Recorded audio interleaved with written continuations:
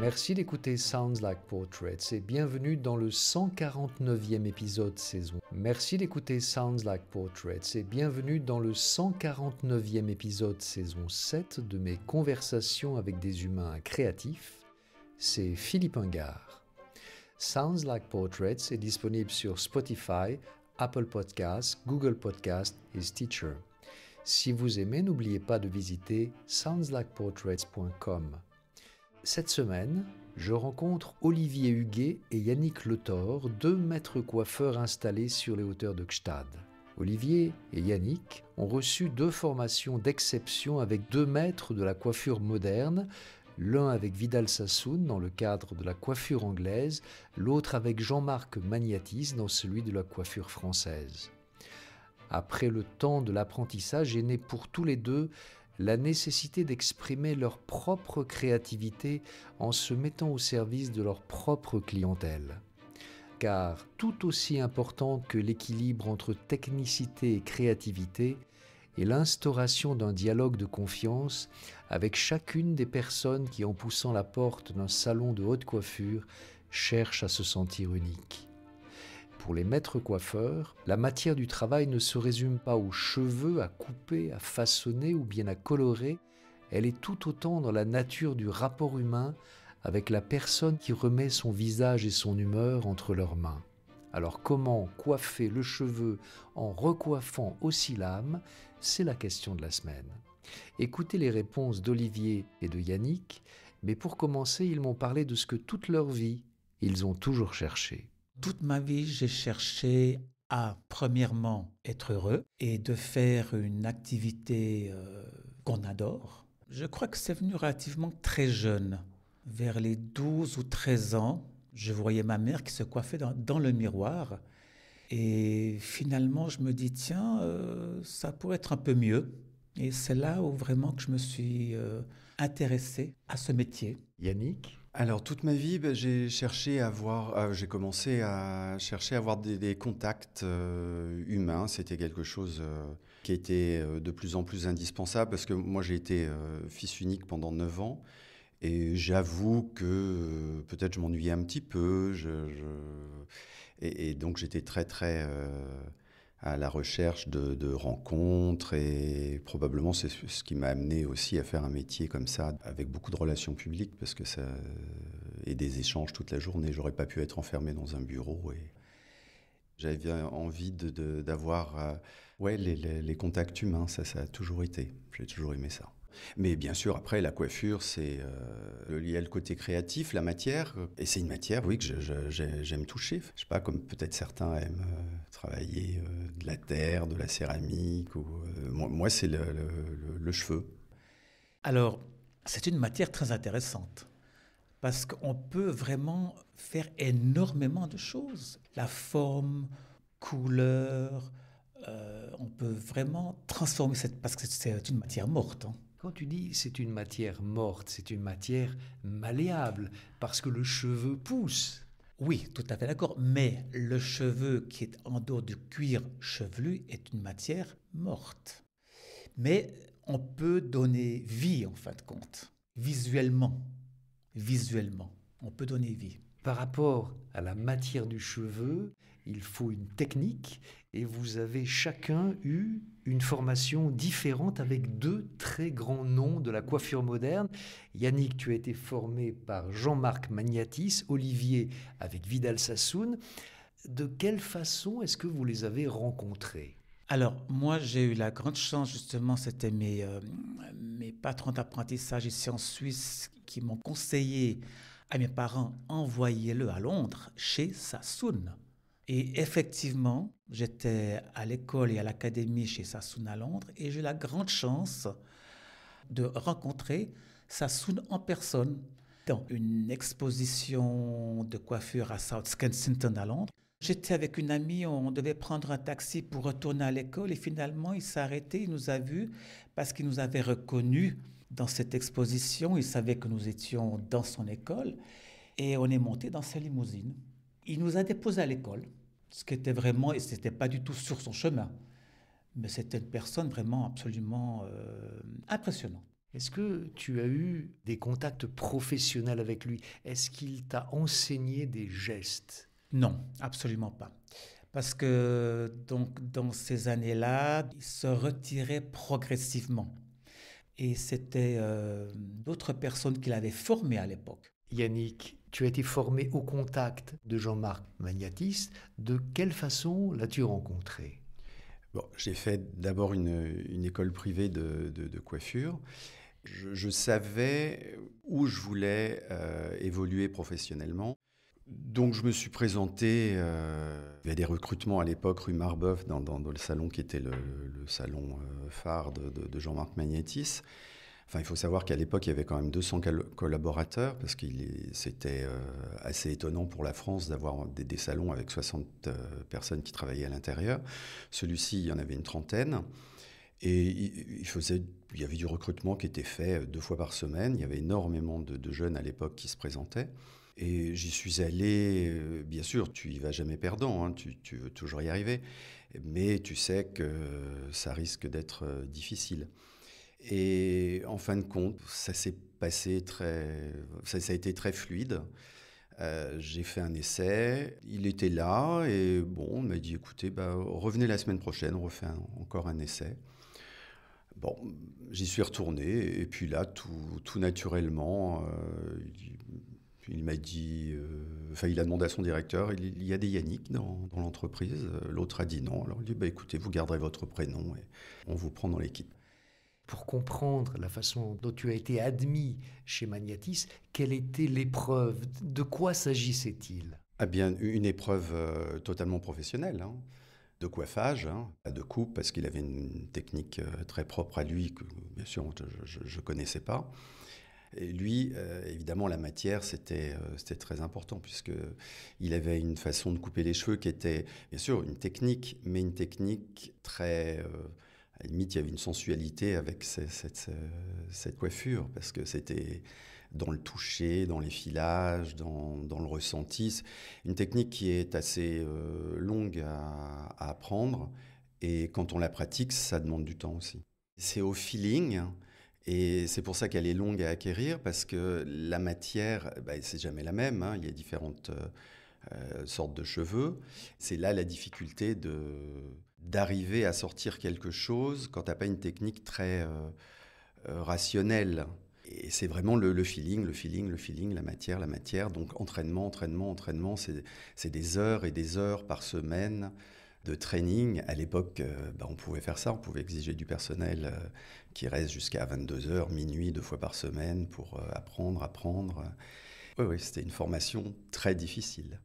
Et puis après, quand on commence à acquérir sa technique, alors après, c'est tout dans le finish, dans la petite mèche qui dépasse là, qui ne doit pas. Et puis bien sûr, il y a aussi la morphologie de la personne, du visage. Ça rentre en ligne de compte, bien sûr. Bien qu'à l'époque, il y avait quand même ce côté, on doit reconnaître une coupe Magnatis, comme on devait reconnaître une coupe sortant d'un autre grand nom de la coiffure. C'est un peu passé, ça. Je dois dire qu'il y avait quand même, à l'époque, des directives qui étaient données par le coiffeur à la clientèle. Et elle avait parfois pas son mot à dire, même si c'était pas ce que la personne attendait, ou je sais pas, une mèche qui tombait au milieu du visage. C'était la ligne, c'était comme ça. C'était la griffe Magnatis et c'est tout. Donc si ça te plaisait pas, il y avait comme ça un certain côté autoritaire de la part des coiffeurs. C'était l'époque encore de ces grands coiffeurs stars qui imposaient leur choix. Est-ce que c'était le cas aussi chez Vidal Sassoon d'imposer une coupe, une coiffure aux personnes qui venaient se faire coiffer? Effectivement, c'était la même période. Et c'est vrai qu'on devait reconnaître une coupe Sassoon. Ça, c'est évident. C'est vrai que maintenant, ce n'est plus pareil. Ce n'est plus pareil. Mais à l'époque, on reconnaissait une coupe anglaise ou une coupe française. Ça, c'est évident. Ça veut dire qu'il y avait un concepteur, Vidal Sassoon par exemple, ou Jean-Marc Magnatis, qui imposait des coupes aux clientes, mais qui les imposait aussi aux coiffeurs. C'est-à-dire que vous n'aviez pas une marge de créativité très grande. Je pense que chez Sassoon et Magnatis, je pense que c'était un peu cette politique, effectivement. Mais par rapport à ce que tu évoquais au début, par rapport à ton souci du bonheur, est-ce que tu pouvais être heureux de réaliser une coupe qui était conçue par quelqu'un d'autre? Justement, moyennement heureux. Je vous dirais franchement, moyennement heureux. Parce que moi, j'estimais que j'avais quelque chose dans les mains qui valait la peine de donner. Et il me semblait que j'avais un talent, si on peut appeler ça comme ça, mais je pense qu'on peut appeler ça comme ça, un talent de faire certaines choses intéressantes aussi, mais qui viennent de moi, pas être toujours imposé. Et comme tu le disais tout à l'heure, il s'agit de rendre vivant la coiffure, le cheveu. Comment est-ce que tu t'y prends, justement? Alors ça, c'est un contact au départ avec la cliente. Ça, je trouve que c'est la première approche. De voir le style de vie de la personne, que parfois j'appelle la patiente. De quelle façon est-ce que tu as conquis cette créativité, cette façon de te sentir bien, heureux dans ton travail? Alors, je dois dire une chose, c'est que ma clientèle m'a rendu vraiment heureux.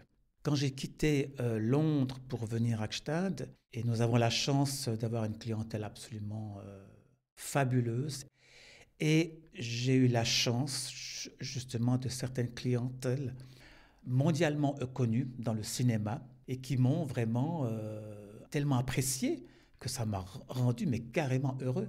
Je ne vais pas citer de nom évidemment, mais ça m'a vraiment projeté sur un piédestal, si on peut appeler ainsi. C'était un trampoline, voilà. Une reconnaissance. Une grande reconnaissance. Yannick, on évoquait les diktats, entre guillemets, des grands coiffeurs qui imposaient leur coupe. Comment est-ce que tu as découvert ta créativité dans ce métier? Je pense qu'il faut rester très humble au départ parce que même si tu as un tempérament très artistique, il y a quand même des bases à avoir dans la coiffure. Et c'est un métier, je pense, où il faut vraiment être très généreux. Et on aime donner et satisfaire la personne. Donc, si tu pars sans base, ça va être très très difficile en fin de compte d'arriver à quelque chose dans la coiffure. Et ça reste quand même un métier, c'est un métier, donc il y a un côté commercial, donc il faut quand même savoir l'exercer. Je suis obligé de travailler pour vivre, donc autant le faire bien. Donc pour le faire bien, il faut satisfaire la personne, et pour savoir satisfaire au maximum un grand panel de clientes, il faut avoir des bases solides. Et après, tu peux commencer à t'amuser un petit peu, entre guillemets. Comment est-ce qu'on pourrait décrire les bases de ce métier? Dans les années 80, c'était très classifié. On était souvent dans ces grandes maisons, soit coiffeurs, mais même coupeurs. D'autres savaient faire des brushings mieux que certains savaient couper, tu vois. Enfin, c'était... Donc, une cliente pouvait arriver dans le salon et avoir au moins 3, 4, 5 personnes qui s'occupaient d'elle. À l'époque, ça fonctionnait comme ça dans les grandes maisons. C'était très, très chic de fonctionner comme ça. Tu avais quelqu'un qui te faisait le shampoing, ensuite tu avais quelqu'un qui te coupait les cheveux, quelqu'un d'autre qui te faisait un brushing, encore une autre personne qui te faisait une couleur, une autre encore qui te faisait des mèches, des balayages, et encore une autre, parce qu'il y a eu une époque où la permanente était très très à la mode, et ces gens-là ne faisaient que ça toute la journée. Donc évidemment, ils étaient très performants. Chacun, dans sa technique, était très très fort au bout d'un moment. Alors ça, c'est sympa, mais au bout d'un moment, moi, ça ne me suffisait pas parce que j'avais envie de toucher un petit peu à tout. Toi, dans ce cadre-là, tu occupais quel poste? Moi, je suis rentré, je faisais du coiffage, les brushings, des lignes, des saisons, et puis... Entre-temps, je faisais tous les trainings de coupe, voilà, de sensibilité à la matière, ça c'était très, très, très Jean-Marc Magnatis. Ça suffit pas, pour moi ça suffit pas, il me fallait des bases aussi plus carrées, plus techniques et plus directes et plus rapides. Parce que ça, c'est important, et on le voit maintenant, parce que les gens passaient 5 heures, 6 heures dans un salon de coiffure, ils ne supportent plus. Or qu'à l'époque, ça se passait comme ça. Hein. Les gens restaient la demi-journée, hein, sans problème. Et personne ne disait rien. Et au contraire, si tu allais trop vite, c'était mal perçu parfois. Donc ça a totalement évolué. Hein. Le monde a changé, on fait tout beaucoup plus vite, on veut faire énormément de choses dans la journée. Donc la coiffure, c'est pareil, il a fallu faire beaucoup plus vite. Donc il a fallu aussi en même temps réunir ces gestes qui avaient été séparés en différents postes. Apprendre à travailler plus vite, à acquérir une autonomie, pour plus avoir besoin de quelqu'un pour réaliser quelque chose. Et ce qui était difficile à l'époque, c'était de mettre, par exemple, 4 personnes, 4 spécialistes, de chacun dans leur domaine, dans la coiffure, arriver à te faire comprendre par la technicienne le résultat que tu voulais, en couleur, c'était elle qui le faisait. Toi, tu ne savais pas le faire à l'époque. Donc, tu étais vraiment obligé de lui faire confiance, mais tu avais évidemment dans ces grands salons, tu avais des préférences pour travailler avec telle technicienne en couleur ou en permanente, parce que tu avais cette même sensibilité. Elle voyait très bien où tu voulais arriver. Certains jours, si tu n'avais pas ta technicienne avec laquelle tu adorais travailler, qui comprenait vraiment très rapidement là où tu voulais arriver, tu étais un peu frustré parfois, parce que c'était pas forcément exactement le résultat que tu voulais. J'imagine que c'est satisfaisant pour soi-même d'accomplir ces différentes tâches seul. Oui, bien sûr. Seulement, ça prend du temps. Et je reconnais que Olivier est très, très, très complet dans ce domaine-là. Il l'a été très tôt. Olivier a une excellente formation technique à tout niveau. Dans l'école de haute coiffure anglaise, tu as vécu aussi ces moments de séparation des tâches. Oui, absolument. Mais avant d'aller justement chez Sassoon, j'ai fait un apprentissage en Suisse, donc. Et là, on touche absolument tout. C'est vraiment l'apprentissage. Donc, je savais absolument tout faire. Coupe, coiffage, des pièces montées à la Marie-Antoinette, ce qui était très intéressant. Et chez Sassoon, effectivement, quand j'ai eu, c'était dans le programme de pratiquement mes 2 ans à Londres, donc je passais quelques semaines dans les salons à Knightsbridge, Sloane Square, et je faisais que la coupe.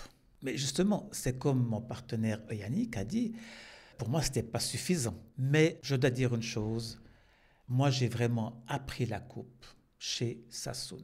Parce que ce sont des coupes qui sont absolument extraordinaires. Mais évidemment, ce n'était pas suffisant.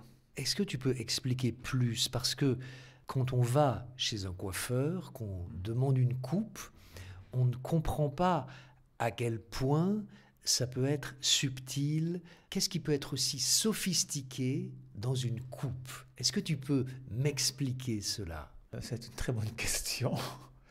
Mais je crois que c'est au feeling, en fin de compte. C'est au feeling. Donc, on peut rendre une coupe sophistiquée.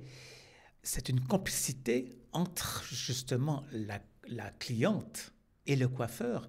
Parce que je peux faire une coupe sophistiquée, mais la cliente, elle trouvera que ce n'est pas sophistiqué, en fin de compte. Mais c'est ça, c'est cette complicité qui est très importante. Cette confiance, parce que la cliente doit te faire confiance parce qu'elle ne sait pas exactement ce que tu as en tête. Oui, ça, effectivement. Mais c'est pour ça que c'est le dialogue qui est très important avant d'effectuer un travail technique, de faire une coupe. Et très souvent, moi, je prends place avec la cliente, on s'assoit et on discute de ce que j'ai envie de faire et ce qu'elle attend de moi. Quand tu dis ce que j'ai envie de faire, ça veut dire l'intuition que tu as de la coiffure qui conviendrait à la cliente qui vient d'arriver dans ton salon. Absolument, absolument. Soit on a ce don ou on ne l'a pas. Mais effectivement, quand j'ai cette cliente qui vient chez moi, dès qu'elle rentre, elle passe le pas de l'entrée. Je me dis, ah tiens, ça pourrait être intéressant, ça pourrait la mettre encore plus en valeur. Est-ce qu'il t'est arrivé de devoir faire des coupes à la demande des clientes dont tu estimais qu'elles ne leur allaient pas? Oui, Malheureusement, oui. Malheureusement. Ça nous arrive encore, hein, ça, c'est sûr. Et j'essaie toujours dans la conversation éventuellement de lui faire changer d'avis, mais ça, c'est pas gagné. C'est pas gagné. Yannick, est-ce que ça t'est arrivé aussi de coiffer une cliente à sa demande contre l'idée que tu avais de ce qui pouvait l'embellir ou de ce qui lui allait? Oui, bien sûr, ça c'est évident. Tout le monde ne rentre pas dans un salon de coiffure en disant allez-y, faites ce que vous voulez. Non, ça c'est plutôt même exceptionnel quand ça se passe comme ça. On est obligé, ça c'est le côté commercial. Sinon, bah, tu renvoies certaines personnes dans ce cas-là. Et je trouve que c'est un challenge aussi d'arriver à prendre sur soi et arriver à faire quelque chose qu'en fin de compte, on n'aurait pas fait. Et bon, à la fin, on se dit, bon, ça lui va pas, mais elle est contente. Et en fin de compte, j'y suis arrivé, j'ai compris ce qu'elle voulait. Techniquement, c'est bon, mais ça ne lui va pas. Oui, parfois vraiment pas. Mais Olivier signalait que dans la conversation, il essayait quand même de convaincre la cliente de faire autrement. Ça veut dire qu'il y a un aspect peut-être pédagogique aussi dans votre contact avec la cliente. Oui, c'est une question de confiance. Et il y a des gens qui sont très très sûrs d'eux et qui voudront jamais. Et il faut pas brusquer les gens. Ça vient comme ça naturellement. C'est pas évident de mettre sa chevelure entre les mains de quelqu'un et de laisser faire. Donc la personne, il faut l'apprivoiser parfois. Et ça, c'est un métier justement où il y a un gros travail psychologique à faire parfois sur les personnes. Il faut les détendre, il faut les mettre à l'aise, il faut les mettre en confiance. Parfois leur faire réaliser qu'il y a d'autres coiffures qui peuvent être possibles avec la matière qu'elles ont et peut-être les rendre un petit peu plus modernes, un petit peu plus pratiques pour certaines personnes aussi à vivre. Et je trouve qu'on n'a pas à brusquer les gens comme ça. On n'a pas à émettre un avis sur la personne, enfin lui dire comme ça brutalement, frontalement. Je trouve que ça ne se fait pas. Parce que d'abord, on peut avoir tort aussi nous-mêmes. Si c'est si compliqué de faire changer d'avis parfois quelqu'un, c'est parce que le cheveu fait partie de l'apparence, du visage, de l'identité. Le cheveu, ça a une importance psychologique énorme. Énorme. Je pense que, d'ailleurs, il y a eu un slogan d'un coiffeur très, très, très célèbre qui avait quand même vu juste, c'était recoiffe-moi le moral. C'est vraiment quelque chose qu'on le sent. On le sent. Il y a des gens qui rentrent dans le salon, mais les femmes, on parle beaucoup des femmes, mais les hommes, là, ça, attention, les cheveux, c'est très, très, très important.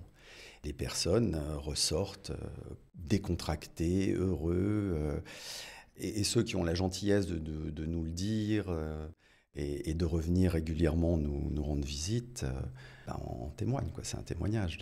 On voit bien que le cheveu est très très important dans la vie des gens. C'est une parure. Ça rend la femme belle et l'homme aussi.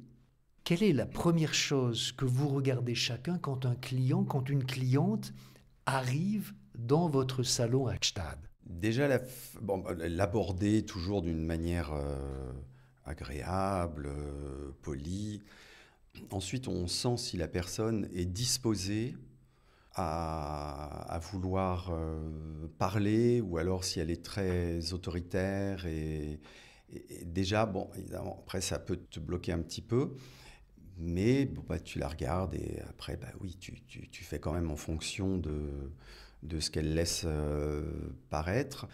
Voilà, c'est surtout le comportement de la personne qui va aussi jouer sur notre comportement à nous et qui va plus ou moins nous laisser nous ouvrir à elle et à faire une coiffure différente. Mais sinon, moi j'ai tendance à vraiment bien écouter la personne et réaliser dans un premier temps ce qu'elle veut. Après, parfois en cours de travail ou à la fin du travail, on peut émettre une petite suggestion et assez souvent quand même les gens disent « Ah ok, alors essayons ».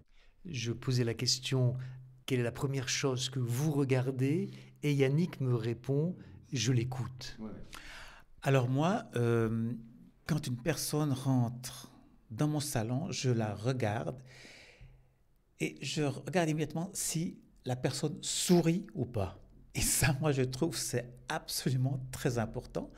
Si la personne, elle sourit, ah, là, ça sera plus facile d'aborder cette personne. Tandis que si c'est une personne qui rentre déjà, disons, pas très heureuse, il y aura plus de travail sur le plan psychologique. Ça, c'est évident. Et alors, ça va commencer comment? Comme disait Yannick en citant le slogan de Desange, recoiffe-moi le moral. Comment est-ce que tu lui recoiffes le moral en même temps que ses cheveux? Alors, justement, si une personne, elle vient, elle rentre chez moi et elle n'a pas l'air très heureuse, alors il faut la complimenter dès le départ. Donc, mais pas sur le plan capillaire directement. De belles chaussures, voilà, vous avez de très beaux bijoux. Mais si la personne, elle rentre avec le sourire, là, on peut directement aller sur son problème capillaire.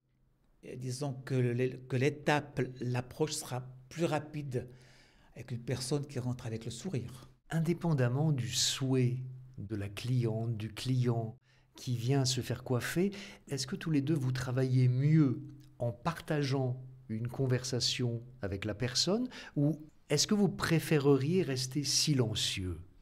Alors ça, c'est très intéressant parce que moi, quand je fais une coupe, je demande gentiment à ma patiente, désolé madame, mais vous savez, quand je fais la coupe, je ne parle pas. Vous pouvez me parler, mais je ne vous répondrai pas. Mais quand j'ai terminé la coupe, on fera le coiffage. Là, il n'y aura plus aucun problème. Parce que je me concentre. Et puis parce que quand on coupe, on ne peut pas revenir en arrière. Oui, effectivement, très difficilement. Et c'est vrai que moi, j'aime bien me concentrer quand je fais ma coupe parce que c'est ma technique. Pendant que tu coupes les cheveux de cette personne qui reste silencieuse, est-ce que pendant ce moment de silence, tu découvres qui elle est? Elle se découvre à toi, d'une autre façon qu'en parlant. Ces gestes, sur la lecture, à l'heure actuelle, la lecture chez les coiffeurs, c'est de moins en moins parce qu'elles ont toujours leur iPhone. Mais ça, c'est très intéressant aussi parce qu'on peut voir de temps en temps, je ne regarde pas, mais parfois c'est inévitable de voir ce que la cliente regarde. Et ça, c'est vrai qu'on peut déjà se faire une petite idée sur la personne qu'on a devant soi. Mais est-ce que ces moments de silence, au fond, sont plus révélateurs que des moments de dialogue verbal? Non, je dirais que quand même, quand il y a un dialogue, on a quand même beaucoup plus de chances de découvrir qui est la personne, qui elle est, donc qui elle est. On la découvre mieux. Yannick, s'il ne tenait qu'à toi, est-ce que tu préférerais travailler en silence ou avoir une conversation avec la personne? J'ai été aussi amené vers cette profession pour les échanges humains. Donc moi, je suis plutôt d'un naturel peut-être un peu bavard. Et j'aime beaucoup échanger avec les gens, apprendre. Je trouve que c'est très enrichissant de parler de la vie, des voyages, de la façon dont vivent les gens, ce qu'ils font dans la vie également. Mais néanmoins, quand j'ai affaire à quelqu'un qui ne parle pas et qui, à la fin de la session qu'on a ensemble, me fait un très gentil compliment, là, effectivement, c'est très valorisant. Et donc, il faut s'adapter. Mais oui, moi, j'aime bien la conversation. Alors, on parle de la conversation de votre point de vue, mais est-ce qu'il y a des clients qui viennent vous voir seulement pour la conversation, seulement pour la convivialité? Oui, bien sûr. C'est ça, on le sait, hein, dans les salons de coiffure. Oui, absolument. Et techniquement, quel genre de travail on peut faire sur une personne qui revient, mettons, 2 ou 3 fois par semaine? On ne va pas tout changer en permanence, hein. Mais après, c'est plus un travail de coupant toutes les semaines. Ça va être du coiffage. Après, faut-il avoir suffisamment de matière en main pour le réaliser. Hein. C'est pas toujours évident. Bon, après, il y a des artifices, on a des postiches et plein de choses à utiliser. Hein. Moi, j'ai souvent j'ai une clientèle qui vient très très souvent. Et c'est vrai que c'est comme dans un feuilleton quotidien pratiquement. Il y a toujours du nouveau. Et parfois, elle me pose des questions. Mais moi, j'ai un principe, je suis comme les trois singes. Mais j'aime bien écouter. Mais c'est justement la question que je voulais te poser. Dans vos dialogues avec vos clientes, avec vos clients, est-ce qu'il y a des questions à propos de vous-même qui reviennent systématiquement? Oui, absolument. Absolument. Mais c'est comme j'ai dit, on doit avoir un métier, on doit être très, très, très discret. Et c'est vrai qu'on entend certaines choses de certaines clientes que si je répéterais ça un petit peu à gauche, à droite, j'aurais des ennuis importants. Ça relève des questions politiques, j'imagine, religieuses, des questions de passion aussi. Alors, de toute façon, des discussions de politique, argent... De religion peut-être. Oui, donc religion, politique, argent, on bannit de nos conversations. Non, c'est plutôt sur les plans relations amant, maîtresse. Très important. Et là, vous êtes tous les deux un coffre-fort. On est un coffre-fort et on est souvent en première loge. Mais c'est intéressant. Intéressant. Est-ce que sur ce plan-là, vous avez appris avec le temps sur la nature humaine? Oui, c'est pour ça que moi j'aime exercer cette profession dans un salon de coiffure. Oui, il y a un cadre qui se prête à ça, et de revoir certaines personnes. Ou alors, moi j'ai une clientèle qui passe beaucoup par rapport à la situation d'un salon dans un hôtel. Mais aussi, ça a un côté pas mal parce que les gens, en fin de compte, se disent « Oh, je le vois 2 fois, 1 fois. » Du coup, n'ont pas trop de retenue parfois parce qu'ils ont l'impression qu'ils vous reverront peut-être jamais. Donc, ouais, mais c'est intéressant. Mais moi, c'est ce qui me plaît dans la profession. Est-ce qu'il y a des histoires improbables qui vous sont arrivées dans le cadre de votre travail? Oui, absolument improbable. C'est-à-dire, c'était ma première saison à Gstaad et la personne qui faisait mon planning, elle me dit qu'en fin de compte, la cliente de 11 heures, elle est sourde et muette. Et finalement, il y a eu un problème de rendez-vous. La sourde et muette est venue bien plus tard, mais la cliente qui devait venir plus tard est venue plus tôt. Alors, c'est-à-dire, j'ai reçu la dame qui parlait comme vous et moi, et moi, je ne lui parlais pas, je faisais des gestes. Et elle a pensé que j'étais sourd et muet. Alors ça, c'était une situation quand même très particulière. Au bout du compte, c'est que quand j'ai terminé mon travail sur cette cliente, elle est allée donc chez la collègue qui faisait l'encaissement, qui a dit « C'est un très bon coiffeur, mais quel dommage, il est sourd et muet. » De votre point de vue, du point de vue du coiffeur, qu'est-ce qu'une coiffure réussie? Alors moi, je pense qu'une coiffure réussie, c'est que la cliente soit 100% satisfaite. Peut-être que moi, sur le plan technique, je ne serai pas tout à fait 100% satisfait, mais si la cliente est heureuse avec mon travail, je pense que c'est réussi, oui. Ah oui, le travail de salon, c'est complètement ça. C'est de voir la personne partir très contente et parfois au-delà de ses espérances dans certains cas. Ça, c'est une coiffure réussie. Est-ce que vous vous coiffez l'un l'autre? Est-ce que vous avez ce type d'échange? On a un style très différent, évidemment. Mais de se coiffer l'un et l'autre, je vous dirais franchement non. Parce qu'Yannick, parfois je lui coupe les cheveux, mais comment dirais-je, il me reprend toujours à l'ordre. Il me reprend toujours à l'ordre, alors je laisse tomber. On n'a pas vraiment, justement, comme lui a toujours adoré le style français et moi le style anglais, alors on travaille très différemment, très différemment. Et justement, de se coiffer l'un et l'autre, non. Mais du coup, qui te coiffe? Alors, c'est soit une de mes collègues, et en dernier ressort, si je n'ai pas le choix, c'est Yannick. Yannick, qui te coiffe? Oui, pareil, c'est la même réponse, à vrai dire.